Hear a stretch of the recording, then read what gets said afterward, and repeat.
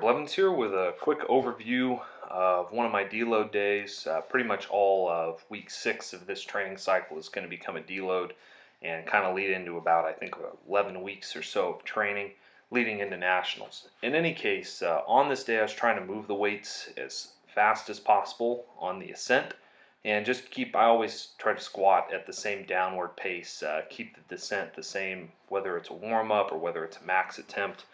To have the same stretch reflex response. But I was having for the intent of the day to move the weight quickly, short rest in between sets, probably less than a minute in between sets.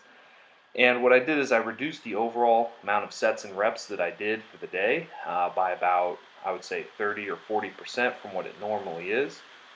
And then I also replaced deadlifting with squatting. I won't be doing any deadlifting through this week because of the pain that I've been having in my hips, just to give those a chance to recover. As well, the intensity is down substantially on the recommendation of my coach, Hanny from TSA. I'm keeping all of my squats under 400 pounds, all of my bench presses under 300. And so the point of this week is not to get stronger at all. The point of this week is to facilitate recovery through active movement. And that's really what a deload should be. I've seen different recommendations. Some people for a deload week, in the recent Juggernaut book they put out, I think it's Scientific Principles of Strength Training, they advise 50% of the volume for the deload week. I think whether that's a hypertrophy block, strength block, or a peaking block. And then at the beginning of the week, your intensity will be higher, about 90% of usual, and then it'll drop down to 70 to 50% by the end of the week. And so you have a reduction in volume throughout the week and a reduction in intensity at the end of the week, though the first half would be a little bit higher. That's their recommendations. Long story short, there's no set in stone principle of a deload that this is what a deload is and it has to do this, but it's going to be marked by a few things. One, and the most important, is the reduction in overall volume. If you just lower the weights but do a ton of volume, that's not a deload. So you see me here, this is 245, and I think if I had continued on my progression, this would have been maybe 335 or something like that. So this is about 65% of what I was planning to do.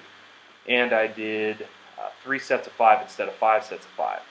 But if I had done 10 sets of 5 because it was a lightweight and just started repping stuff out, that would not qualify as a deload. The drop in intensity alone is not going to remove all of that fatigue from my system. You have to lower the volume. In fact, volume is the highest determiner of fatigue, not intensity.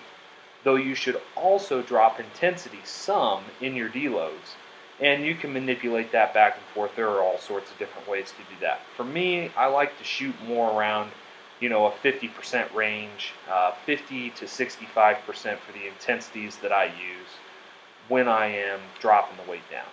I also finished up this day with some static holds, since I wasn't doing deadlift, and I want to make sure I keep my grip strength up. And really, I would like to improve my grip strength. I've been doing these here and there. I hold it for about 30 seconds each hand. This is kind of the best I've done. The first week I did it was hard to get even about 20 seconds, just because the muscles wouldn't fire quite the way I wanted them to. On this day, I did 2 sets with each hand for 30 seconds each with 135. And it starts to burn. It'll get you a little bit. And it'll waffle out your hand pretty good if you have some knurl on the bar. But this is an exercise that Super Training had. I've done stuff like this before. I just never knew that it was actually something people did to get their grip stronger.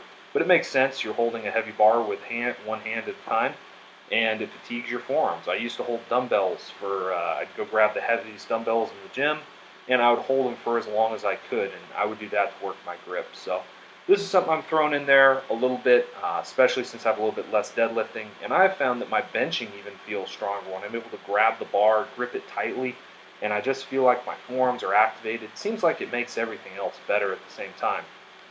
In any case, I wanted to come back again to this verse. We've been here for a while, as I've mentioned, but I think it bears repeating that you need to know what you're doing. So you're not running aimlessly, you're not boxing the air. You're doing something with a purpose. You're not just flailing around doing whatever you feel like. That you have an intention for what you're doing, and that your intention is well founded, that is based on solid evidence.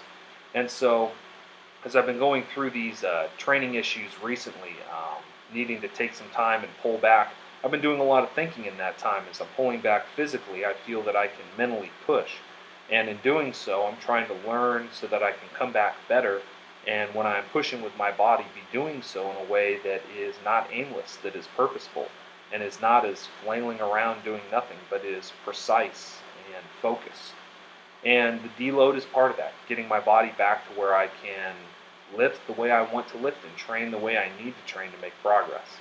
In any case, that's where I'm at, and I hope wherever you're at, you're doing well. Blessings.